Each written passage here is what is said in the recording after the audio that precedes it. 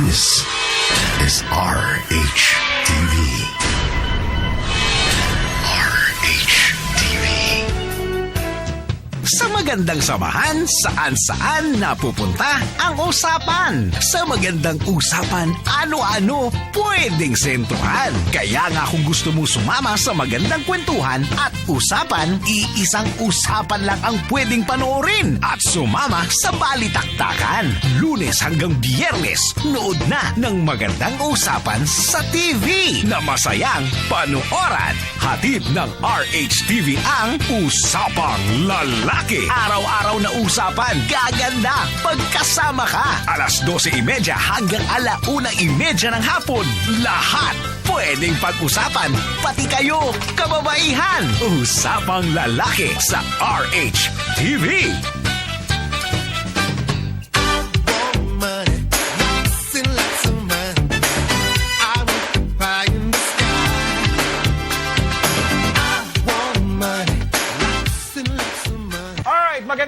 Magandang tanghali po sa inyong lahat. 12:30 na naman. Siyempre, Lunes, Martes, Miyerkules, Huwebes, Peray Day. Yan, Peray Day na naman po mga kaibigan. Peray Day. Eto na. When Eto, money masaya. talks, everybody Listens. magandang tanghali po Luzon, Visayas at Mindanao at sa lahat ng mga kababayan po natin na nakatutok sa kanilang mga internet, sa kanilang mga laptops, sa kanilang mga desktops, sa kanilang mga ano ba, iPad ba yun? Oh, kahit iPad. ano. iPad, kasi letter A. iPads. iPad. Magandang tanghali po. Ako po ang inyong kausapang lalaki dito po sa Pera-Pera Lang Yan, Dennis Santenor Jr. At syempre mga kaibigan mula po sa Yes FM, ako naman po si Diego Bandido. Ulitin natin, ako si Dennis. Ako si Diego. Tatandaan nyo, kami ang Boss nyo. Peray Day po ngayon at syempre pag-uusapan natin, wala tayong ibang pag-uusap. Hindi hostage ang pag-uusapan natin. Hindi tayo mag-uusap dito at hindi sa mga tayo natin pag-uusapan si ano dito, si Venus dito ha. Oh, kasi ang nangyayari ngayon, na-hostage tayo. Hostage. Sa mga utang natin, problema natin sa buhay ngayon. Paano tayo makalawa sa pagka-hostage? Gumagaling ka na ba? Gumagaling ka na mag-segue, pare. Magandang tanghali po at syempre, do the honors, pare. Alright, syempre mga kaibigan, ang aming master na lagi po natin kasama. Parang kakatikid lang. Oo, syempre, ang ating financial guru. Parang iba naman yung dating. Ayan, syempre walang iba kundi si Mr. Francisco Tupac Scolaiko. Yes! Sir, welcome po ulit dito, sir. Welcome din. Maraming salamat. Magandang umaga ngayong tanghali. Sige. Yan ang mga bate, pare. Magandang umaga ngayon. Magandang umaga ngayong tanghali sa inyo at sa lahat ng mga kababayan natin na gabi na dyan. Magandang umaga pa rin. Diba? Beno mga kaibigan. Magkakaboses na tayo. Pera-pera lang yan ang pag-uusapan natin. Pera-pera lang ang po ang pag-uusapan natin. Last week, marami ako natutunan tungkol sa mutual fund. Oo, at saka syempre marami din nag-message sa akin sa Facebook. Even mga kailangan. Sandali, babawi muna ako ha. Sir Arman, thank you ha. Sabi niya, nandun sa email, pare, nilibak mo ako ha. Ito na yung email na pinangako ko. Sabi niya, kaya ayun, nabasa ko na. At saka ako din, napag-uusapan natin yung mutual fund. Ako mismo, inumpisahan ko last week din. Talaga? Nag-open Bumili na ka ako. na? May shares na ako. Wow! Yabang ko na, no? Talaga? Hindi ba iyo to? Baka ako iyo to eh. Sikreto lang, bakit na pinila ko eh. Okay, ang pag-uusapan po natin ngayon, yung mga... kasi kanina nag-uusap po kami mga kababayan tungkol sa... Nag-uusapan natin baby, di ba? Oo, baby. Mga baby. Paano baby steps. Ibig sabihin ng mga baby steps, di ba, pagka lumalaki, yung anak ko 1 taon, yung kanyang mga step, mga maliliit. Maliliit lang. Maliliit. So, ibig sabihin, pag baby step, mga baby Dahan-dahan. steps on how to earn. The big Paano money. yumaman, sabihin Yes. natin. Kasi wala namang giant steps na shortcut na paging mayaman, maliban na lang sa pag gumawa ka ng illegal. Di ba? Yung ano, Ano? ng hostage. Wala nangyari. Okay, Sir Topax, magandang tanghali po ulit. Ano po ba talaga dapat ang pag-save natin? Well, bago lahat, dapat akseptahin natin ang realidad. No? Lahat tayo tatamaan ng emergency. All of us, without exception. Death in the family, loss ng trabaho, ikaw mismo magkasakit. Dami yung nangyari nung Tuesday ba yun? Monday. Emergency ng mga pamilya yun, namatayan. Tama. Lahat tayo tatamaan yan. So, obligasyon natin magtabi ng siguro mga 6 na buwan na sweldo. 6 months. 6 na buwan. Na meron ka. Hindi ba ibig sabihin kailangan gawin mo yun within a year, no? Siguro within 3 to 5 years, itatabi mo yung good for 6 months na sweldo mo. Pang-emergency. Yan hindi mo pwedeng gastusin. So parang yun yung pag-uugali ng mga langgam, yung kwento, di ba? Yun, ganun. Nag-iipon. Kumpare sa grasshopper. Nag-iipon sila for the rainy season. So, Ganun. So, tatamaan tayong lahat niyan. So, bago lahat, meron tayo niyan. Yung wala ka man trabaho, at least you have 6 months. Surviving ka. So, ito yung matatawag. Habang naghahanap ka. Itong tinatawag natin na emergency fund. Oo. Yan ang unang-unang obligasyon sa savings mo. Pangalawa, according to our survey, 80% daw ng mga empleyado lubog sa utang. Oh. Sandali, parang tinamaan ako ron.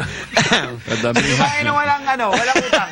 Sino ba mga Pilipino? Wala na, lahat tayo may utang lahat tayo may utang. Ultimo yung ipanganganak pa lang, may utang na. Diba? Sino ba walang utang sa inyo rito? Sasapakin ko. Sinungaling, pare. Sinungaling. So lahat po ng Pilipino, sino bang walang utang? Lahat may utang. lahat. Ako may credit card ako. Ang iba dyan, credit card debt. Sa akin, pananaw ko lang, personal, walang mahal na utang. Basta't kaya mong bayaran yung cost ng money mo, yung interest na babayaran mo. Dahil ang pinaglagyan mo na inutang mo, kumikita. Pag ganun ang ginawa mo, okay lang. Mahusay may utang dahil pinalalaki ang kapital mo. It expands your capital So that is good debt. Pero kung pinambili mo yan ng pangatlong cellphone, pinambili mo ng mga kung ano-anong luho, tapos yung mga credit uso card ang gagamitin mo, nagbabayad ka ng 3.5% per month, medyo kalokohan na yan. Yun na yung siguro pumapasok sa atin, pinag-usapan natin dati na yung pagkakaiba ng needs tsaka wants. Oo. Yan. So yung sa mangungutang ka para lang sa wants mo, Hindi pwede yun. hindi pwede. So yun, dapat, you have to grow out of debt. Yan tawag natin yun sa aming foundation, yung good program. Growing out of debt. Ang filosofiya dyan is, invest in debt. Ayun. Invest in debt. Ano ibig sabihin ni invest in debt? Kasi kalbawa, may utang ako sa'yo na credit card ka, charge mo ako ng 3% per month. Yes. Pag binayaran kita, para akong kumita ng 3% per month. Di ba?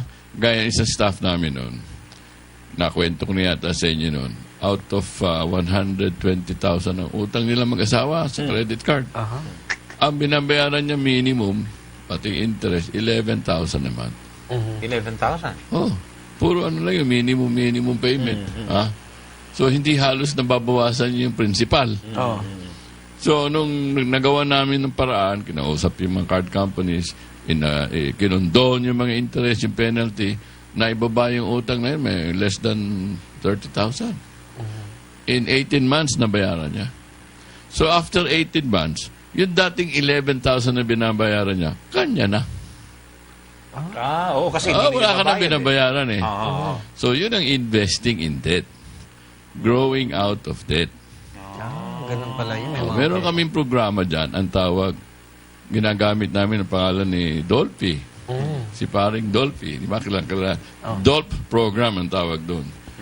Ang tawag doon, dead on last payment. Dead on last payment. Dolp program. Halimbawa, meron kang utang sa 4 na credit card. 10,000, 20,000, whatever. Di-divide mo yung balansi mo against the minimum payment per month. Halimbawa, isa 500 minimum, isa 200 minimum. Lahat ng utang mo, di-divide mo sa minimum. Di magkakaroon ka ng answer doon. May iba, 40 months, yung iba 10 months, yung iba 5. Yung pinakamaikli, doon uumpisahan, bayaran. Halimbawa, ang score mo 40, 30, 20, 10. Yung mababayaran mo ng 10 months, yun ang bayaran mo muna. Bakit? Ang prinsipyo doon kasi, para kang nagiging winner Hindi mo kukumpitin yung sinasabi sa mga finance books na bayaran mo yung pinakamataas na interest. Tama yon in theory. Sa practical, hindi. Mahirap. Dahil ang mentality mo, ang hirap niyan Pero kung bayaran mo yung pinakamaikling mababayaran mo agad, pag nabayaran mo yun, ang feeling mo, kaya ko na. Iba yung ang positioning ng utak mo at puso mo, kaya ko lahat. Pag ganun ka, kaya mo. Conditioning. kumbaga. Conditioning, tama. Mental conditioning. Winning, developing a winning habit. Yun ang dapat gawin. Growing out of debt. Kasi huwag ka dapat mag-i-invest kahit sa mutual fund. Kung uutangin mo yung pera, mali yun. Kaya nga yung utang, bubayaran mo muna lahat. Aha. Tapos mag-umpisa ka na mag-invest. Mag-emergency fund ka, saka ka na lang mag-invest. Hindi porket sabi nung puting buhok mag-invest, i-invest ka agad. Yung puting buhok na tuwing Biyernes. Dapat pag-aralan din na maayos. Wag lang yung papasok ka sa isang bagay. Ako, bago ako nagdesisyon, talagang pinag-aralan ko lahat. Yung sa ICAP, meron doon Mutual Fund 101. Pinag-aralan ko yung kung ano nga ba, anong klaseng, may apat pala na klase ng mutual fund. Ano ba ito? Ano bang nararapat sa'yo? No, actually nandun yun sa sa email ni Sir Arman. Sir, balikan ko lang yung sinabi niyo kanina, yung sinabi niyong kinausap niyo yung mga credit card company. Oo. So, ano naging doon? Ano yung naging proseso doon? Parang gusto mo rin Kasi, pakausap. alam mo, totoo Kausapin yan. niyo nga. Walang credit card company na gusto nila ipasa sa mga abogado for collection. Talo sila dun eh. Alam mo yung mga credit card companies, hindi ko naman nila lahat, but generally, you can assume, pinapenalize ka dyan, ano? Opo. Ang daming hindi nakakalam. Halimbawa, ang credit line mo 20 mil. Meron, nagamit mo 10 mil. Let's say, ang minimum payment mo 1,000. Yes. Ayaw mong bayaran yung 10 mil na due. 1,000 lang babayad mo. Sasabihin ng credit card companies, okay lang, bayaran mo ng bayaran ng minimum mo. Pag binabayaran at binabayaran mo yung minimum, gumaganda yung credit mo. Sa kanila, tataasan na natin ang credit limit mo. Bakit? Lakas ng kita nila eh. 3% per month eh. Ang hindi nalalaman ng gumagamit, pag yung 10,000, hindi mo binayaran mo minimum 1,000, di meron kang past due na 9. As far as the credit company is concerned, past due ka. So, ang ikaw naman ang isip mo, meron pa akong 10,000 na balance eh. Dahil ang credit line ko, 20. Gis pala nagagamit ko. Meron pa akong 10 mil na pera ko na kaya kong utangin. Hindi mo alam, halimbawa the next month, ginamit mo, meron kang binili na 5,000 worth. Di 15 mil na yung one. Hindi mo alam na yung binili mong 5,000 worth, the next month, pinapatungan na ng interest yun.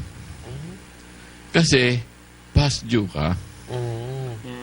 Kasi meron kang past due, yung bagong gamit mo, may interest na yun. Kaya nalulula ka dyan, yung utang mong 10 mil, bigyan lang, 40 mil na. 30 mil na.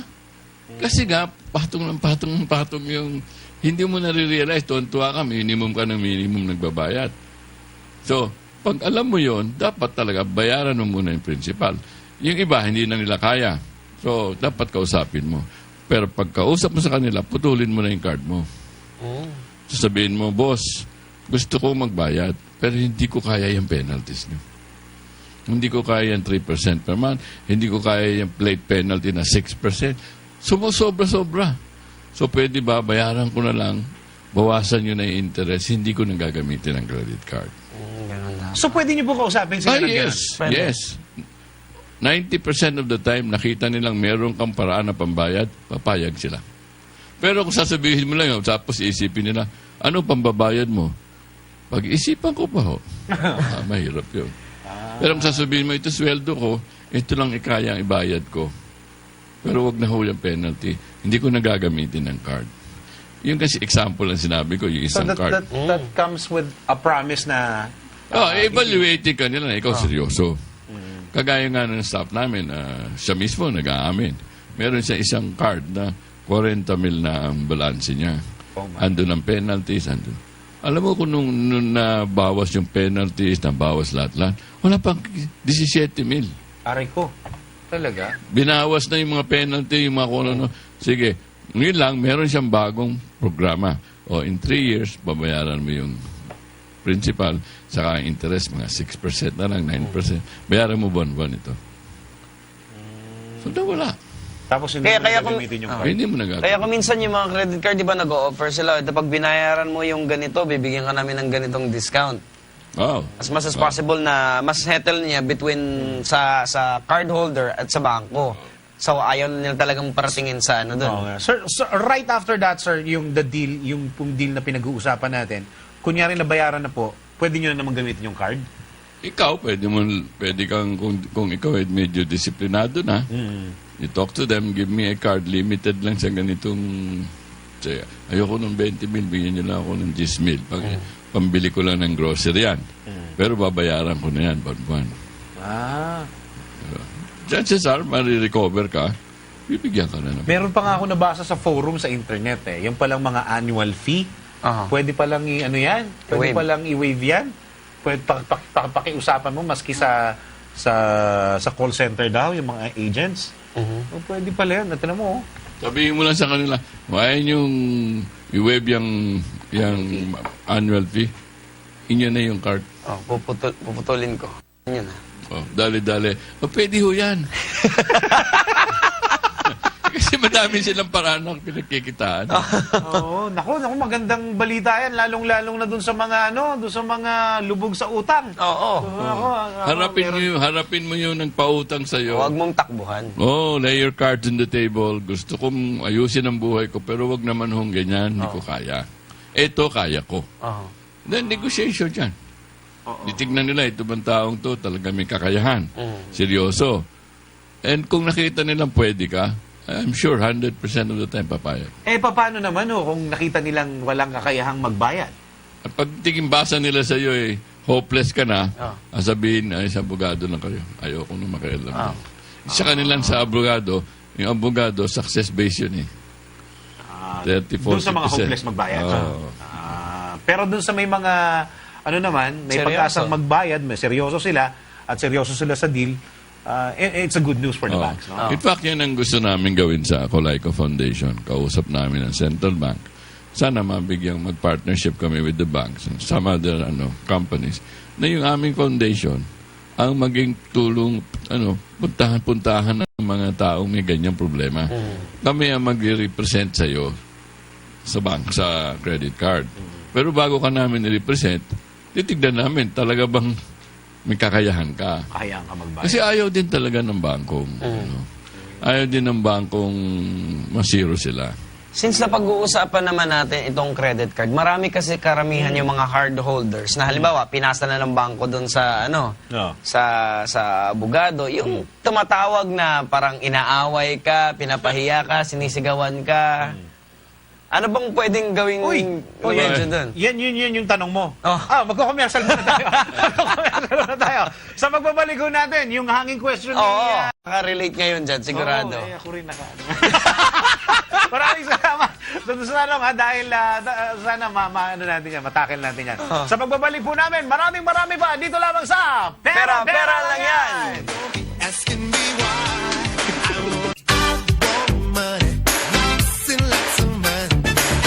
I want the pie in the sky. I want money, lots and lots of money.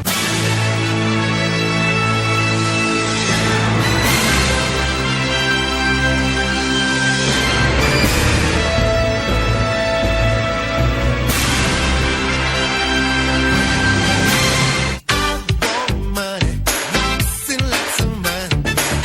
I want the pie in the sky. I want money, lots and lots of money. Alright! Dako! Maganda tanghali po sa inyo at maganda itong pinag-uusapan. Oo, marami nito kasi maraming tatamaan nito. Right! Wing! Dito lang sa tabi-tabi po. Hindi, tatabi-tabi mo muna tayo. Ay, oo. Kasi dito lang sa ninyo, yan eh. Oo, marami dito eh. May kilala nga ako. Ang sabi niya, ano sabi niya? Ano sabi niya? Nag-resign na siya. Siya mismo sumasagot, nag-resign na siya. Okay, doon sa aming question natin, pakiulit yung question mo, pare. Hinggil po doon sa mga nangongolekta sa may kagaya yung talagang sumisigaw, nakikipag-away. Tama po ba? Ano po bang pwedeng gawin ng mga sinisingil na mga credit card? Ako, advice ko na bank mo telepono. Ay, Wala naman magagawa yun eh. So basically, wala talaga Hindi ka silang... pwede ikulong dyan. So, Kasi kung minsan meron Pero don't get me wrong, hindi ako abogado. Yan lang ang pagkaalam ko. Kung gusto nyong check-in sa abogado. Aha. Ang pagkaalam ko, walang nakukulong sa ganyan. Hindi ka pwede ikulong dyan.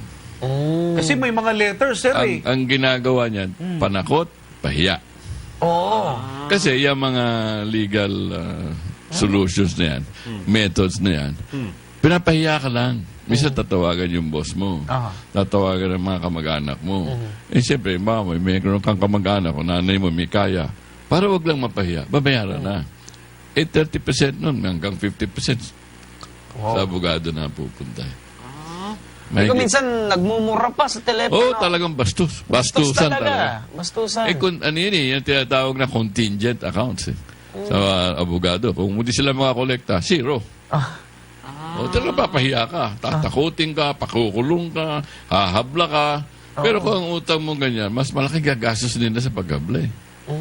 So, hindi nila gagawin yun. Kung tatakutin ka. Meron nga akong kakilala dati. Kilala ko rin? Oo, kilala mo yun. Kilala mo yun. Eh, di ba, sinisingil na, nagbastusan na sa telepono, ayaw nang kakusapin. Pero tawag nasisira yung trabaho mo kuminsan. Pinapahiya ka sa mga office mates mo. Oo. Sa mga kamag-anak mo. Lalo na sa boss mo, i-complain ka. Pero wala silang karapatan gawin yun. So, sinasabi na, sige, punta ka na lang, kita na lang kayo dito. Ayaw naman pumunta. Ngayon ko lang nalaman na pwede palang tawagan yung mga ganun. I mean, ngayon ko lang nalaman na pwede pala silang mamahiya. Pwede.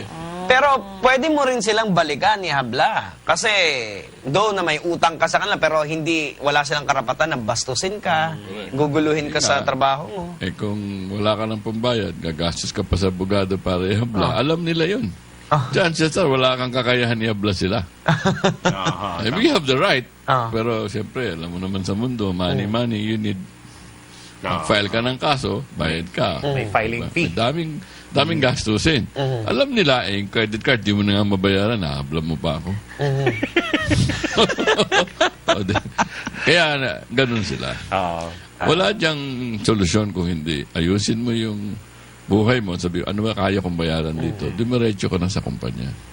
Tapos meron pa nagpe-pretend na si attorney ano to. Pero hindi naman talaga attorney. Dropping names, di ba? Bakit mo alam yan? Ganyan ba trabaho mo?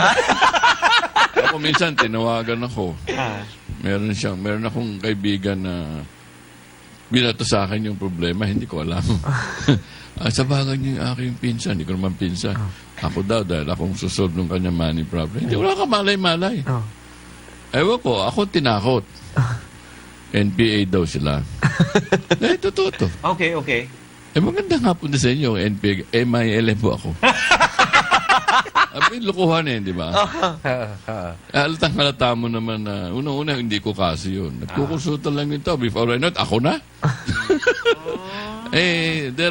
They resort to all kinds of intimidation. Pananakot, papahiya. Kasi doon kikita yung abogado. Doon kikita, contingent Pag account. nagbayad yung tinakot nila. Doon sila kikita.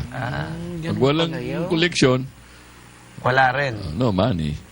Contingent nga ang kaya ang advice siguro natin sa mga nakikinig, nanonood, wag kayo masyadong masiraan ng loob. Dahil hindi basta-basta kayo kaya pakulong niya. Kasi kung minsan ang nangyayari sa mga ordinaryong mga Natakot talaga. natatakot, nagpapanik, talagang Totoo yan. naapektuhan. Eh, minsan gagawa tuloy ng para mabayaran na. Oo, para matapos. Kausapin ng wag sana magbenta pa ng ari nila hindi Ayun. kanila para matapos lang ang problema. Panik na eh. Kasi nga may abogado na na kunyari si attorney Antenor to. Ganun, pag hindi mo makukulong ka. Eh, for an ordinary person na nagtatrabaho lang naman, nalubog sa utang, hindi niya gusto, tatakutin mo ng kulong, eh talagang 90% of the time, matatakot mo. Tama. Delikado Gagawa pala ng yung paraan. nagpo-maker. Ay, lalo na. Homemaker. Naku, damay ka. Ayun. Damay ka. Damay ka dun sa kaso. Lalo Dito na, may mga kilala ka. Takot sa May mga kilala ka dito na mga laging nasa field. Pag hinahanap. Sila ba yun? Sila ba yung laging hinahanap? Ibig sabihin ba, ganun ba yun? Okay. Ano ba si Minsan nga, nagkamali pa, number ko pa tinawagan. Ikaw ba si ganito? Anong Sir, yung utang nyo kasi 50,000. Anong utang? Wala nga akong credit card. Ako rin, naranasan ko na yan. Minsan may tumawag sa akin. Okay, pag-usapan na natin to. May nabanggit si Sir Topax kanina tungkol dun sa, medyo mahaba-haba, 6 na buwan. 6 months. Yung 6 sa months emergency. cash reserves. Ay, ibig sabihin lang naman nun, let's say, buwan-buwan, maglagay ka ng, halimbawa ako, ang kumikita ka, sabihin natin ng 20 mil buwan-buwan. 6 months is 120,000. You cannot save that in 1 year. Baka 5 years mo kailangan ma-save yun, di ba? So, 120,000 divided mo ng 60 months, ilan yun per month? The 12,000 divided by 6, ilan yun? 2,000 a month. 2,000 a month, itabi mo. After 5 years, may emergency ka na. Pero pwede mo naman ilagay sa mutual fund. Yun. Kasi yung mutual fund, pwede mo naman ibenta yan pang emergency. Hindi mawawala, di ba? So, At least andun siya. Kumikita oo, yung pera mo. tumatabi. Pero huwag mo siyang i-redeem o ibibenta para lang bumili ng luho. Pang emergency, huwag mo gagalawin yun. Yung 120,000, wag mo na, kalimutan mo na yun, parang wala ka. Parang nawala siya. Parang nawala. Oo. Alam naman natin pag emergency yung tao, kapit patalim. Oo. Oo nga. Kapit patalim. Maganda na yung meron kahit paano meron ka. Minsan wala talaga tayong madudukot ni Singkong Duling pagdating sa mga emergency. Ang nangyari, ang resort dyan, utang, Utang. tutubuan. Oo. Problema ka Kailangan na. malaman mo rin kung saan nanggagaling yung saan nanggagaling yung income mo, ika nga. 'Di ba? Para mapag-aralan mo kung saan, anong part ka magsisave, anong part ka doon sa pwede mong gastusin or may pambayad ka ng utang. It's also important, sir, no, na mag-reserve din ng portion ng kita mo na pambayad utang. O since na pag-uusapan natin dito yung income, dati may napag-usapan tayo. Yes. Dalawang klase ito ng ng Income. income, yung active tsaka passive. Wala ba tayo na pag-usapang outcome? Income.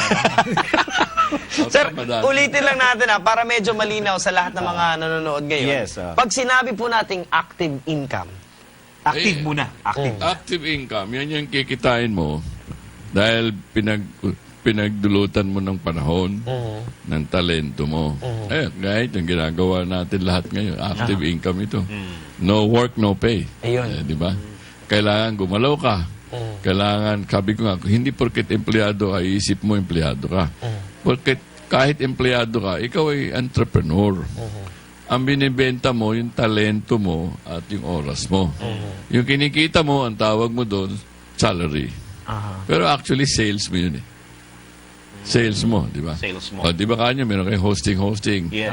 O, extra income yun, di ba? Active din yun. Kasi pinagdudulutan mo ng panahon. Yung mga ibang offices nga lalo na government offices, magtatansa ka ng negosyo, o sa kaliwan drawer, longganisa. That's also sa active. kanang na drawer, insimata. oh. Oh, Ayun ba, yung boy bawang. Dito, sa atin, di ba? Sideline. Sideline. Sideline. Malaking negosyo ang boy bawang sa sa States, ha? Grabe, ang mga tao doon, boy bawang fever talaga.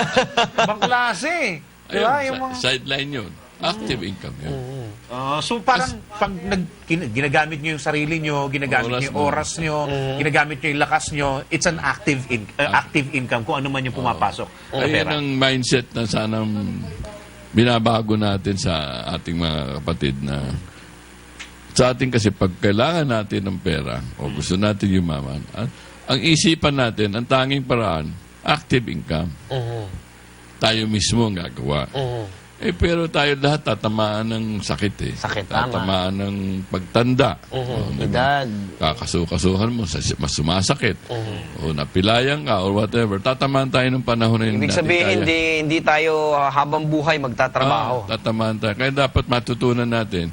Yun namang kinikita natin actively. Sana,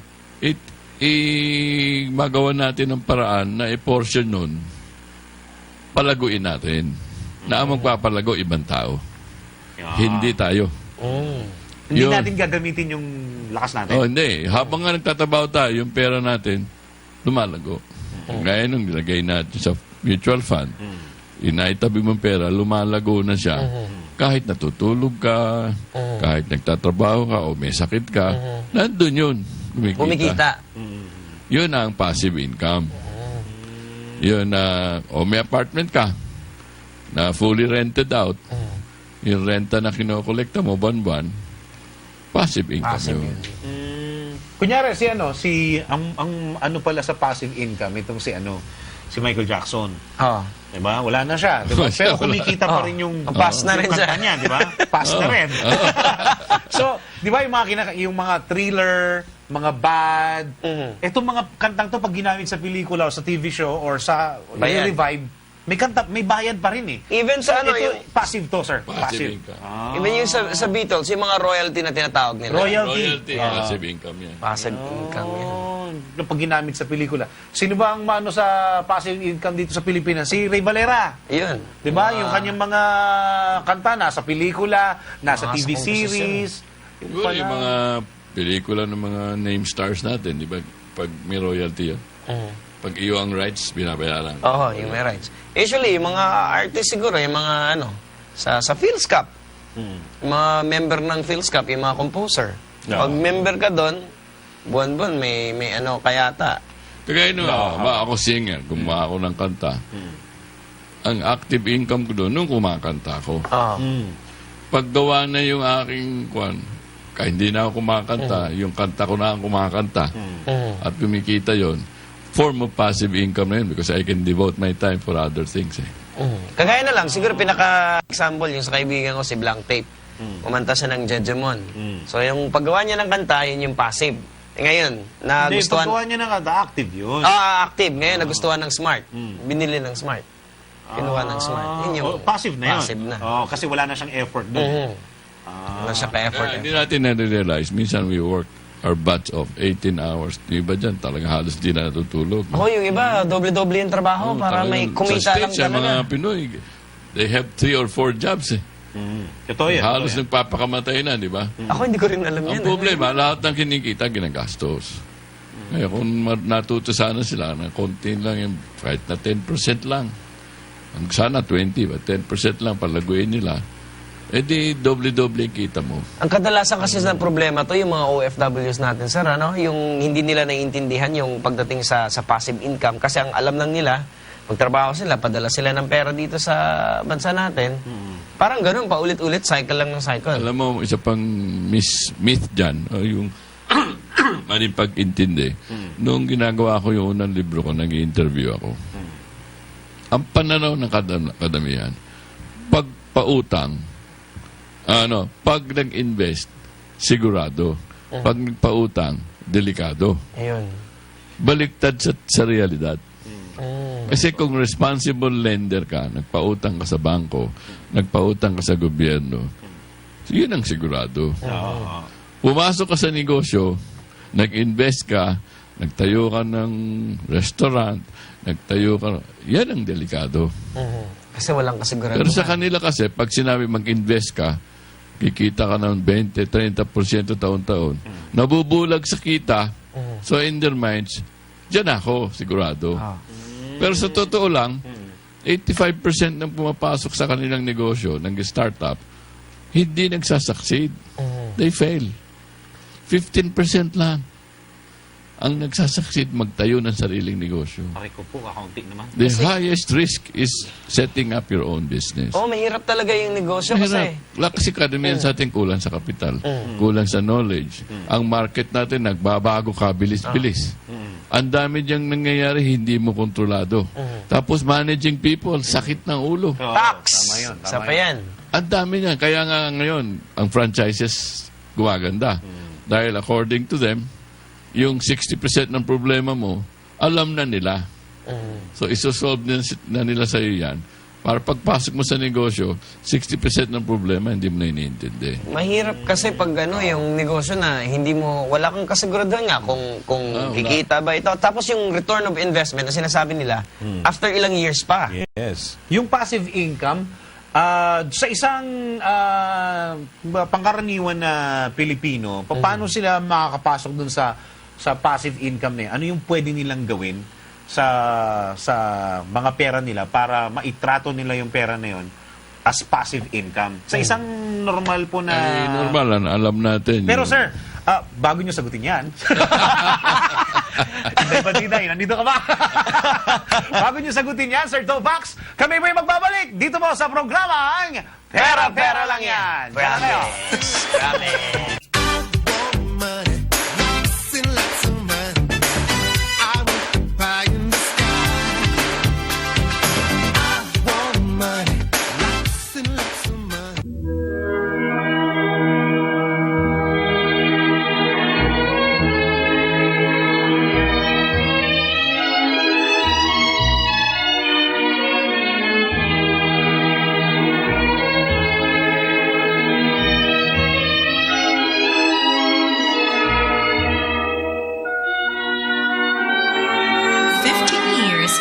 excellence in classical ballet. 15 years of celebrating Philippine pride with every world-class performance. Come, celebrate 15 exciting years of bringing ballet to the people with Ballet Manila's 15th anniversary offering. Halo-Halo ni Juan, the Ballet Manila Crystal Gala, featuring new choreographies by people's artist of Russia, Sergei Fikolov, Augustus Damian III, and Gerardo Francisco. Halo-Halo ni Juan, the Ballet Manila Crystal Gala, featuring prima ballerina Lisa Macuja Elizalde and the country's most prestigious ballet company, Ballet Manila, with shows in August 20, 21, 22, 28, and 29 at the Aliw Theater. Sponsored by Manila Broadcasting Company, Star City, Island Rose, and Bank of Singapore. For tickets, please call Ballet Manila at telephone numbers 400-0292 or 525-5967. Visit www.balletmanila.ph or Ticket World at www.ticketworld.com.ph. money, lots and lots of money. I want the pie in the sky. I want money, lots and lots of money, lots and lots of money. Alright! Okay. Kasi tinitingnan ko yung ganun. Oh. Pag ibig sabihin pag may ganun, pwede na. Ganun ba? Yung Okay. dalawa na yung nakita kong ganun. Okay, Ibig sabihin, ganun. pwede na. Ayan, Two balik thumbs po up. tayo sa ating programang Every Friday. Ito ang Pera Lang Yan. Oy, pinag-usapan natin kanina. Oo, kanina, di ba? Passive. Natanong mo kanina sa mga ordinaryong mamamayan, kagaya natin, yung mga pwedeng sabihin natin, driver, yung mga messenger. Pangkaraniwang Kasi, empleyado. kasi ang alam lang, government. ang alam lang nila is yung active. Oo. Kung anong pagtatrabahuhan mo, pag may trabaho, may pera. Ang passive, hindi. Baka napakinggan nila yung pinag-uusapan natin. Oo. Baka nag-i-start na silang mag-compose ng kanta. Ayan. hindi lang po yung pag-compose ng Oo. kanta. Oo. Ayan. Okay. Sir, ano pa ba yung mga ibang pamamaraan para Ma-enjoy ma-attain nila yung, itong passive. passive Ang mga pinaka-basic example ng passive income. Yes. Yung nag-open ka ng savings account. Ayun, oo. Nagpautang ka sa bangko. Aha. Kasi gano'n naman yun, di ba? Safekeeping mo, meron kang 50,000 pesos, ayaw mong mawala, lagay mo muna sa savings deposit. Yun naman, bangko, inuutang sa yan, paparay pautang nila sa iba. Pero ang bayad nila sa iyo, yung tinatawag fixed income mo, tawag doon interest, di ba? Napakababa. Wala pang 1% ang savings deposit. Ako may passive income na ako, masasabi ko. Ano yun? Kagaya nga, yung pinamis ko sa sarili ko na uumpisahan ko to, siyempre pinag-aralan ko muna, yung nag-invest ako sa mutual Sa fund. mutual fund. Oo, kasi yung paglago nun, value nun, passive income yun. Pag bumaba naman yung passive loss yun. So, up and down yun. Aha. Pero kung regular ka nag-i-invest at nag-average yung cost mo, malamang pataas ng pataas yun. Tsaka pag sinunod mo pare, yung technique na binulong sa akin, Ganun. Sir Tupac. Bubulong kayo rito. Sa Amerika kasi nun eh. Yun ang So- pinaka-basic na example. Kasi akala nila yung savings deposit. It's an investment, pero lending investment. Meron pong, nung nasa probinsya po ako, meron pong lumapit sa akin. It's a group of people na ini-invite nila ako maglagay ng pera. Tatanong ko lang, sir, kung if it's safe or not. Grupo daw kaming ganyan, maglalagay kami ng pera, pero 5-6. Magpapautang kami sa mga tao, tapos kukunin namin yung may interest yun. Alam mo naman, pag 5-6, that's 20%. Sa probinsya po, kalat na kalat yung ganitong Yan ang tinatawag natin informal lending. Di ba? pirma lang sa notebook yata. Parang finance company ka, informal ka. Hindi ka registered sa finance company. Kasi finance company, minimum dyan 10 million bago ka ma-approve sa SEC na finance company ka. 10 million ang kapital mo. Pero alam ko nangyayari yan, grupo-grupo. Grupo-grupo. Taking the risk na papautang at high interest rate. Very high risk yan. High risk. Ngayon, sabi ko nga, kung ako naman ang umuutang, wala akong pakialam kahit magbayad ako ng 20%. Kung kikita ako ng 80%, bayaran ko yung 20%. Di ba? Ang problema, yung iba umuutang, ang pinaglalagyan, hindi kikita nung kasing taas ng bayad. So, talo. Talo. So, in the end, mangyayari, yung cycle ng pagbayad tumitigil. Dahil yung nakautang, dadating ang panahon, hindi niya kaya bayaran. High risk yan eh. Hindi mo masusustain eh. Pero, as I said, dahil sa palengke. Palengke malakas yan eh. Oh, sa palengke. Oh, meron kayo 1,000 kapital. Bibigay ko lang sa'yo 800. Mamayang gabi, bigyan mo ako 1,000. Ha? 800 ang ano mo, yun ang matataas talagang interest, di ba? 20% talaga yun. Talagang 20% in one day. Pero special yung produkto niya, yung 800 niya mong kukuha ang kapital, mabebenta niya ng 1,400. Tubo pa rin siya. Wala siyang kapital eh. So bayaran kita isa gabi, o ito, Diego, ito 1,000 mo. May 400 ako. Diba? Not bad. Siguro isa pa... Sa akin, hindi mahal yun dahil kumikita. Oh, isa pa siguro makukonsider na sir na ano sa ating mga ordinaryong tao na passive yung paluwagan, tama po ba sir? Ang paluwagan, hindi investment yan eh. Paluwagan lang talaga.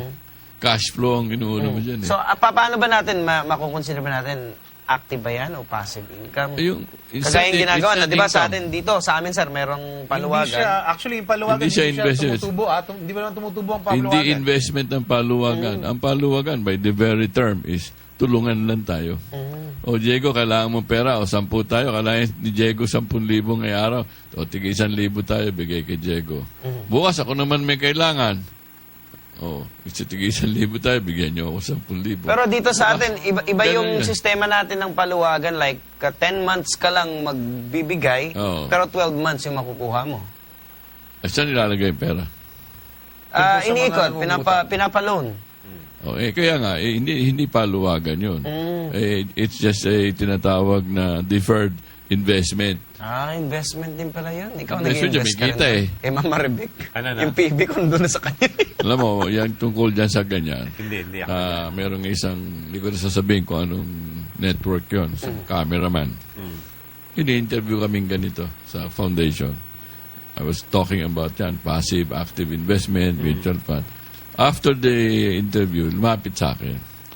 Sir, alam niyo, hindi ko na ginagawa yan. Lakas ng kita ko. Anong ginagawa mo ako? Sabi niya, papautang. Yan. Informal lending. 5-6. Nakaka 5% minimum per month siya. Pautang mga 6 months, 10 months, ganyan po. Doon lang. Sabi niya, lakas ng kita ko. Sabi ko, okay yan. Basta't yung muutang sa'yo, kaya magbayad. Pero ang tingin ko, wag mo lalagay lahat ng pera mo dyan dahil hindi mo masusustain yan. Madaming hindi makakasustain ng 5% per month. Pero kung 3 taon na eh, swerte ka, pero ako wag mo ibuhos lahat dyan. I'm not going to make a judgment, moral or otherwise. Pero hindi sustainable yan. 6 months later, nabasa ko, nasaksak. Kasi, Sino sumaksak? Yung nandilim na paningin na umuutang. kasi lubog na nga eh. Wala Tapos na eh. siguro namamahina Kapit na rin patalim yung na. Kapit patalim na yung pinapautang niya. Yung dilim na ang pananaw noon, siguro, ito, kukolekta na naman. Oo. Tapos Ayun. namamahiya pa siguro, sir. Tapos Very, kuminsan, very real yan. Yan ang talagang real. At one time, sabi nga nung Pakistani ambassador noon eh, every month daw, 7. Kala natin mga Indians, di ba? Pala nire-recruit nila mga Pakistani, mga collectors sa mga construction workers, di ba? Every construction worker may kita, kung site may kita mo dyan, may nakamotorsiklo every week. Yan yung nag-a-advance eh. Siyempre wala silang pera eh. O advance ko muna yung 1 week salary mo. 5-6 yun, di ba? Every week, kung kolekta yung... 10-10, Uy, hindi araw-araw. malalayo sa Ano? mga kaibigan natin. High risk yan, high risk. Kaibigan natin mga teachers, di ba? Ay, oo. Oo, Speaking of teachers, November pa lang, kumbaga wala na silang... alam mo, speaking of teachers, ang kapatid ko isang teacher, isa sa mga nakikita kong ginagawa, yung halimbawa, yung mga differential nila, yung mga uniform allowance, yung wala pa, sinasangla na. Sinasanla yung Oo. ATM. Hindi, yung ano pa lang, darating pa lang, hindi ATM. Halimbawa, ikaw May yung ano, allowance, oh. may darating ako na differential fee ko. Sasanla ko sa iyo, bibigyan mo na ako ng pera. Pagdating ng ano ko, diretso na sa yung check ko. Ay, ganon. Ganun na nangyayari. Sa Amerika, ang tawag nila doon, predatory lending. Predatory. Bakit naman, sir? Bakit? Iniinganyo mo yung utang eh. Na alam mong sigurado kang babay, kukuhanin sa sweldo, di ba? Laki-laki ng interest. Bawal yun eh. Alam mo, ang kailangan pa isang tutukan na natutukan Pero madaling natin. gawin sa Pilipino yun, sir. Ang Pilipino, maglagay ka lang ng sign. Nagpapautang. Ang haba ng pila. sa financial Sigurado yan. sa financial literacy natin, isa sa mga siguro problema yung OFW, tapos ito yung mga teacher. Ang laki ng problema. Halos lahat ng teacher talagang ang daming utang. Malaki naman sweldo kung iisipin Alam mo. mo kasi, kaya na-umpisa niyan, yung nasirang Rocco, si Secretary Rocco, Senator, he tried to stop that. Dahil meron silang tinatawag na IBM system noon, di ba? Salary deduction. Nakapasok sa sistema ng gobyerno yan. May mga commission yan ng mga agents. So, iniinganyo yung mga teachers. Salary deduction naman yan, yun. Ito, pambili mo. Halos lahat ng gusto mo sa buhay, alok sa'yo. 3% a month, 5% a month. Anyway, wala ka na mo yung babayad. Nasa iyo na, ngayon. Tatanggalin sa sweldo mo. At one point, madami yung mga teachers noon nakikonsulta sa amin. Take home pay, 30 pesos na lang. Oo, ganun katindi. Kapatid ko nga. Gagastusin mo 30 pesos. Ano pang ano mo doon? Nag-text nga ngayon, wala ka bang sobra dyan? Totoo! Lubog na lubog eh. Ayun, downward spiral na sila. Saka Tinigil yun eh. ang teacher kasi napakadaling tindahan eh. Kahit yung mga yung linoleum na yan, iikot lang kunyari, abit na miss ako. Bibili. O kasi utang eh.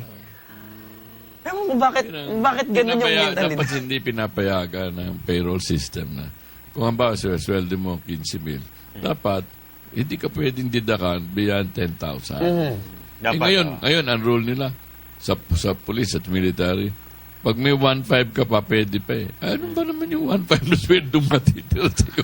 Dapat doon, kung sweldo mo 10, hanggang 6,000, 7,000, hindi pwedeng bawasan. Oo, paano ka pa mabubuhay nun? Matitigil yan eh. Gawin nilang batas yan, tigil yan eh. Oo, kawawa. Ayun, sana may... Kasi talagang ipit. Kaya nga eh, title ng programa natin, pera-pera lang yan. Hindi, sir, ano? Iba naman ang style ngayon. Oo. Walang deduction. Sige, bigay mo sa akin yung ATM card mo. Sir, bakit nakaka-addict yung pagpapautang, dahil alam mo naman yung negosyo ng utang dito sa Pilipinas, grabe, dahil napakadaling anuhin ng Pilipinas. Koleksyon. Kaya yung mga kumikita, yung mga koleksyon meron salary deduction.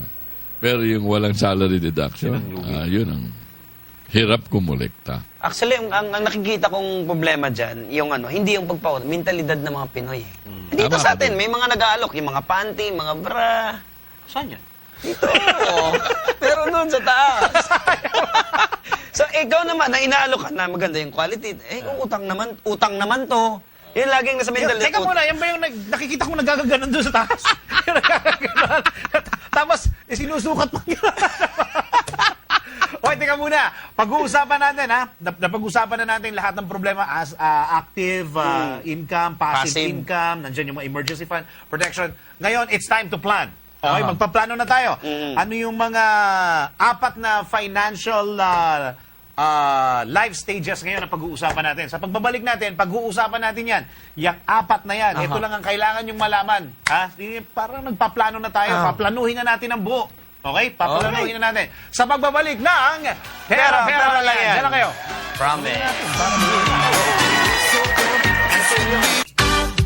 Money, lots and lots of money.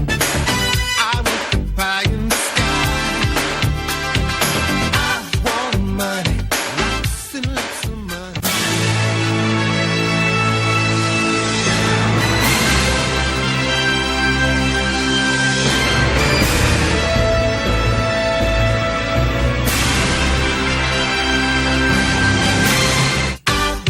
Money, lots and lots of money. I want the pie in the sky. I want money, lots and lots of money. Lots and lots of money.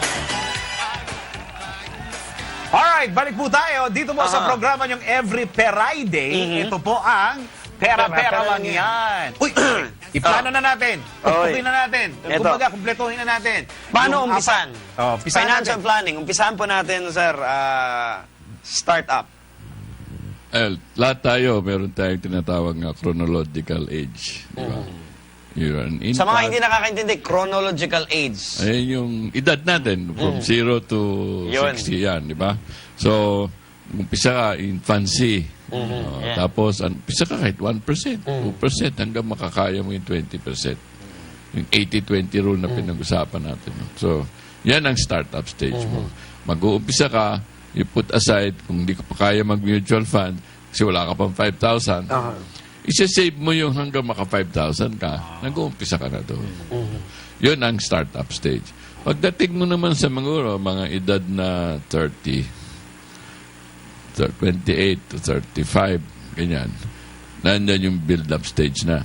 Kaya medyo may kakayahan ka na, nag-improve na yung profession mo o trabaho mo, mas malaki na kinikita mo, dapat